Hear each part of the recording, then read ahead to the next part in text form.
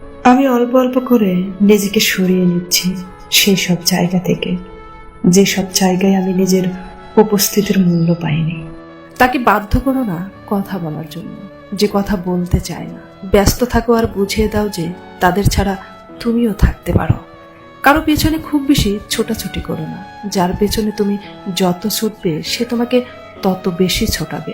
মানুষের সময় যখন খারাপ যায় তখন অনেক কিছু শুনেও সহ্য করতে হয়। কথা হজম করতে শিখো, এটা তোমাকে জিততে সাহায্য করবে। মানুষেরা হলো মেঘের মতো, তারা শুধু তোমার জীবনে আসবে আর যাবে। তোমাকে শুধু থাকতে হবে মেঘের মতো স্থির। দোলনা যতটুকু পিছনে যায় ঠিক ততটুকুই আবার সামনে এগিয়ে আসে। কাউকে তোমার মূল্য বুঝিয়ে দিতে অনেক সময় কাছে আসার জন্য হলেও কিছুটা দূরে সরে যেতে হয়।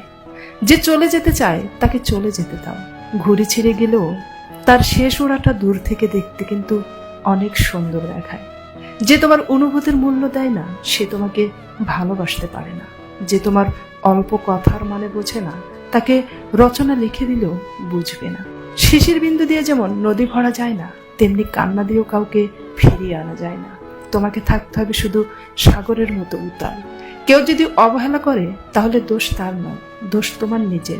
কারণ তুমি তার কাছে বেশি কিছু আশা করে ফেলেছ। যেখানে তোমার গুরুত্ব কমে যাবে সেখানে তোমার দূরত্ব বাড়িয়ে দাও, অন্যথায় তুমি সেখানে উপহাসের পাত্র হয়ে যাবে।